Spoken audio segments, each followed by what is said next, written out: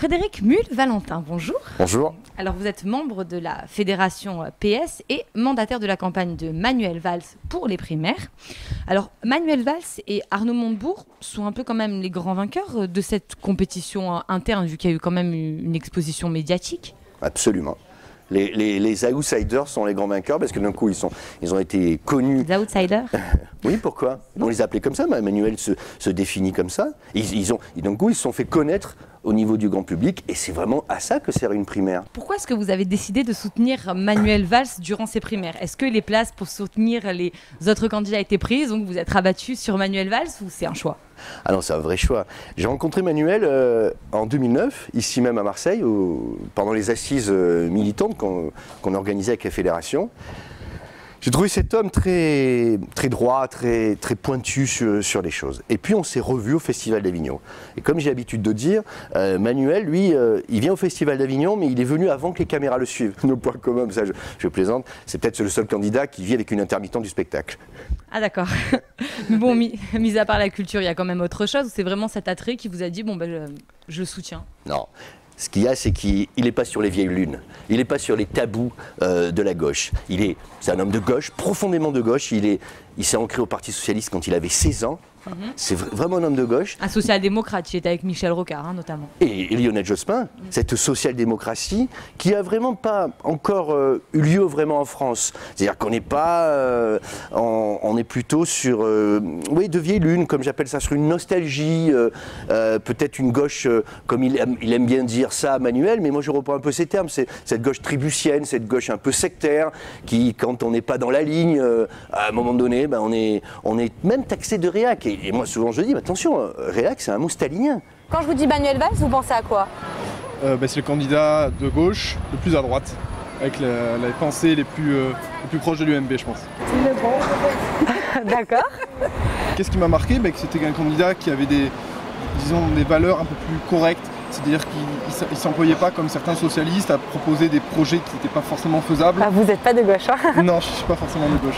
Pour moi, il n'incarne pas du tout les valeurs de la gauche et il n'est pas particulièrement à gauche non plus, quoi. Il vaut peut-être un Bayrou, mais voilà quoi. Parce que en ce qui concerne la droite, lui a dit non à Nicolas Sarkozy quand en 2007... Tout le monde dit non à Nicolas Sarkozy, c'est un peu une sorte de conformisme, non? Ouais, mais pas Éric Besson. Éric Besson, il a dit oui. Éric Besson a dit oui, non, c'est clair, mais Éric Besson est un traître.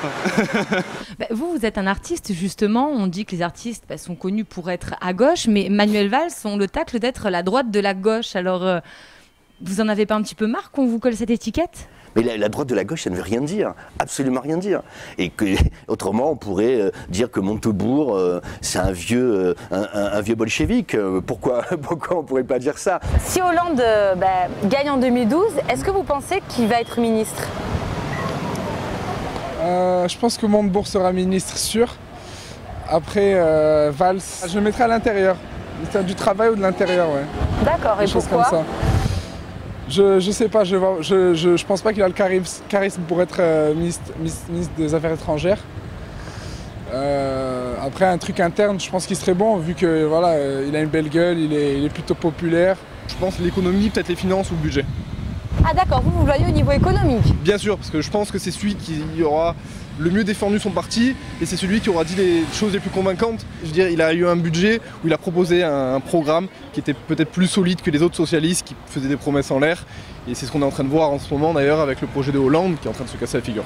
Il y a quand même des thèmes en fait, sur Manuel la sécurité, Valls, exemple. sur la sécurité, l'immigration, le port d'armes. Enfin, ça c'est quelque chose quand même qui est ancré à droite. C'est la droite qui veut le port d'armes. Ah bon? Ah, la droite le veut. Jean-Claude Gaudin non, mais la droite le veut. C'est pour ça que pour les policiers municipaux, le port d'armes pour les policiers municipaux.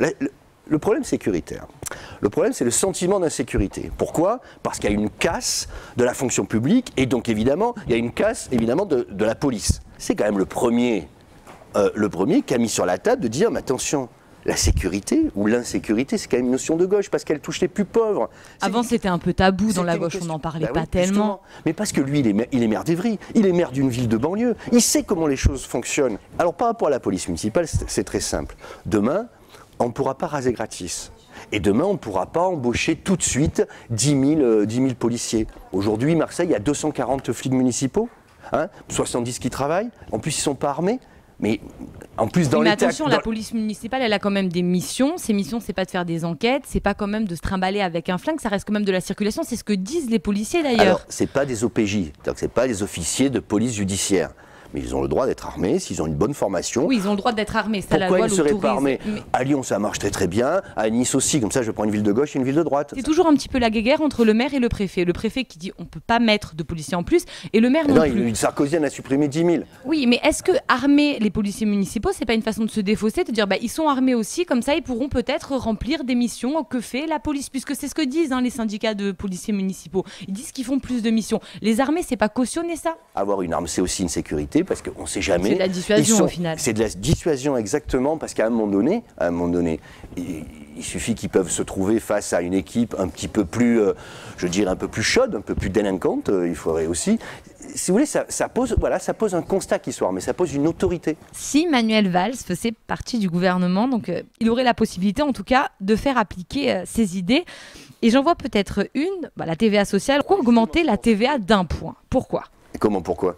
C'est le principe de la TVA sociale avec TVA protection, ce qui ramènerait quand même pratiquement 10 milliards d'euros avec les produits de nécessité qui ne seraient pas dans cette TVA sociale. Mais ce qui permettrait de descendre le coût du travail et d'être compétitif et de lutter contre une partie néfaste de la mondialisation. D'accord, donc diminuer le coût du travail, ok, mais ça ne serait pas sur tous les emplois. Pourquoi?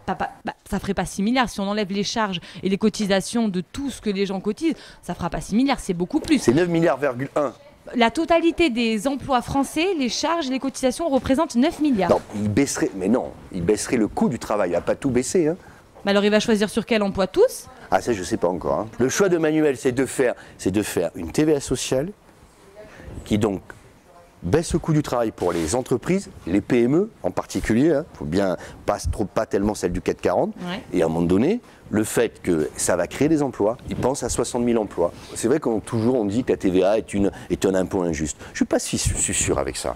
Parce que malheureusement, les gens pauvres ne consomment pas. Parce que l'une des valeurs de la gauche, c'est quand même l'impôt progressif, on sait, par rapport à l'impôt sur le revenu. Pour moi, il est progressif en fait. La TVA pour vous, c'est progressif? Parce que cette TVA sociale, elle est progressive parce que ce sont les ménages qui ont un gros pouvoir d'achat qui consomment. Pas tellement en fait. Ceux qui consomment, c'est plutôt les classes moyennes. Oui, mais les produits de nécessité ne seraient pas touchés.